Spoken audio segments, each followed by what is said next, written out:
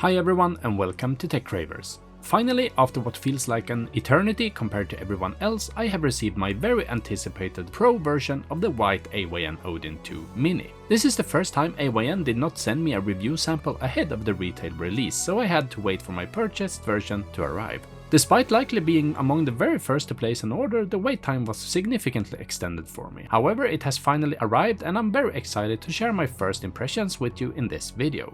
I'm very eager to see the super bright 5-inch mini LED screen with my own eyes, as I've heard that it's extremely impressive and as good as, if not better than, some OLED screens out there. It can supposedly be cranked up to 1100 nits, which is significantly improvement compared to the 500 nits on the original Odin 2 model. But I'm getting ahead of myself, let's jump into the video.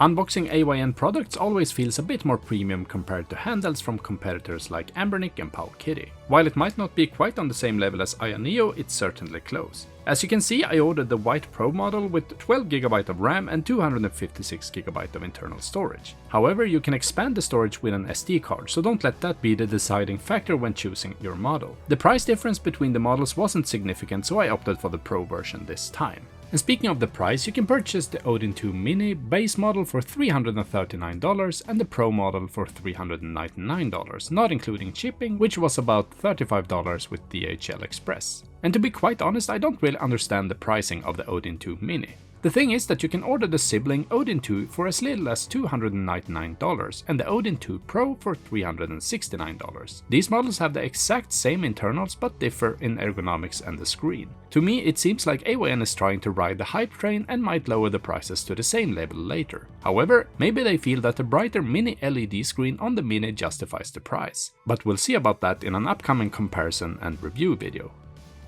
When we remove the magnetic cover, we are greeted by a large AYN shield made out of sturdy paper. On the back we can read about the Odin 2 Mini specifications and button layout. For those of you who pause here to read through the specifications, you'll notice that the only thing that AYN has chosen to highlight is the 5-inch mini LED screen. This is because, as I mentioned earlier, aside from the obvious physical dimensions, the screen is the only new feature that differentiates the Odin 2 Mini from the Odin 2. Speaking of physical dimensions, I'd like to use this short sponsored segment to mention that the Odin 2 Mini weighs almost exactly the same as a modded new 3DS XL. For example, this Majora's Mask limited edition from RedClubPro.com. Red Pro Club is your #1 source for ready-to-go plug-and-play 3DS consoles that are in very good condition, whether you want it in mint condition, modified or not. If you haven't already checked out their extensive selection, I'll leave a link in the video description, and with the code TechCravers at checkout, all my viewers get 10% off their order, so be sure to check it out after this video. And back to the unboxing. Digging deeper in the box, underneath our new handheld, we find the AYN branded USB-C to USB-C cable for charging. You'll need to provide your own wall adapter. However, I do appreciate the quality of the cable, it feels sturdy and premium. Something I didn't order, and don't recall if it was part of an early buyer campaign or something, was a screen protector and this robust carrying case, but they were included with my Odin 2 Mini. The case, like the charging cable, feels very sturdy and premium, and I'm not worried about tossing my Odin 2 Mini into a suitcase as long as it's in this case. The inside feels soft and comfortable, and there's room to store the charging cable here as well.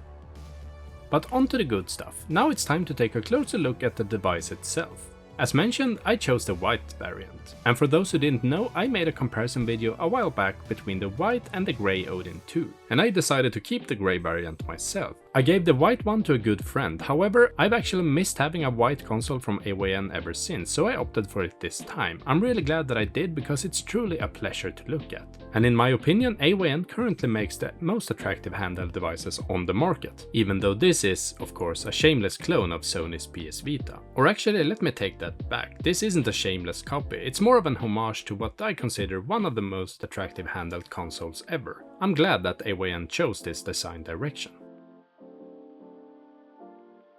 And speaking of that, don't you think it's high time to compare this beauty with its major sources of inspiration? To assist with this, I have this black PS Vita 1000 and this crystal white PS Vita 2000. Instead of delving into internal specification and what sets these apart, let's focus on the physical differences. The most noticeable difference for anyone comparing these handhelds is, to start with, that the AYN Odin 2 Mini has analog triggers, cleverly hidden behind the shoulder buttons. From a straight-on view you can't even tell they are there, but my index fingers rest comfortably on them when I hold the device in my hand.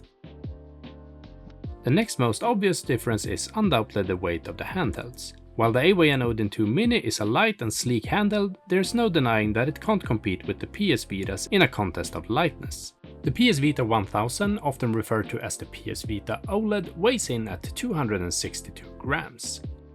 The slimmer PS Vita 2000 weighs significantly less at 220 grams, whereas the Odin 2 Mini weighs a substantial 340 grams. However, keep in mind that the PS Vita has a battery capacity of 2210 mAh, while the Odin 2 Mini boasts a battery more than twice the size at 5000 mAh. The face buttons on the two PS Vitas are probably exactly the same size, around 6.7mm, even though my caliper shows slight differences, within tenths of a millimeter. The Odin 2 Mini, however, has larger buttons measuring around 7.44mm. Side by side, it's easy to see that the Odin 2 Mini is thicker overall than the PS Vita 2000. However, compared to the PS Vita 1000, the difference is not quite as pronounced. But besides all the PS Vita owners out there are naturally many people out there who own the original Odin 2 as well, and now you might be wondering what physical differences the Odin 2 Mini actually has compared to its bigger sibling. And to put it mildly, the differences are quite significant. The Odin 2 is overall larger, has a bigger screen and weighs more than the Odin 2 Mini. However, it also offers better ergonomics for longer gaming sessions in my opinion. While the Odin 2 Mini features small cutouts on the back similar to the PS Vita, it doesn't provide as good a grip as the Odin 2. This is due to obvious reasons and it's something to consider when deciding which one to purchase. But now it's high time to take a closer look at the buttons and the layout of the handheld. The Odin 2 Mini features Hall sensor joysticks with caps that are good size considering the overall dimensions of the handheld. They are easy to remove and replace with larger or smaller ones if you prefer. The face buttons are sufficiently large to feel comfortable on this device, but I do have a minor gripe with the transparent plastic they're made of. In my opinion, the solid white buttons on the white variant of the original Odin 2 look better. However, I understand the design choice here as it's meant to resemble the PS Vita. The D-pad unfortunately is made from the same crystal plastic as the face buttons, but it feels comfortable and sturdy to press. It's the clicky type just like the one on the PS Vita. AYN really nailed the design of the shoulder buttons and triggers here in my opinion. The transparent buttons look awesome and the shoulder buttons are so seamlessly integrated that it's incredible Sony didn't implement something similar with the PS Vita back in the day. Apart from the shoulder buttons and triggers, on the top we have a power button, volume buttons, a micro HDMI port and an SD card slot for expandable storage. We also have two quite large fan exhausts. There's nothing to report from either side of the Odin 2 Mini, but on the bottom we find a headphone jack and the USB-C port for charging.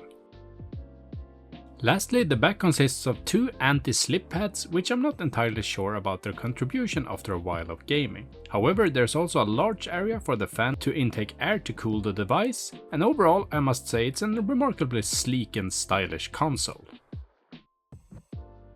When you start your Odin 2 Mini for the first time, AYN's initial setup guide will take you through the first steps. For example, it will help you choose your language, connect to Wi-Fi and select between AYN's launcher and the standard Android launcher, as seen here. And for anyone used to Android, the software experience will be very straightforward and you will probably be gaming on both native Android games and emulating your favorite retro games in no time. However, if you by any chance are new to this, I recommend checking out my entire back catalog of videos, as I have plenty of guides and how-to videos to help you get started with various aspects. By the way, if you haven't already, it's a good idea to subscribe to my channel and turn on notifications so you don't miss any upcoming content like this.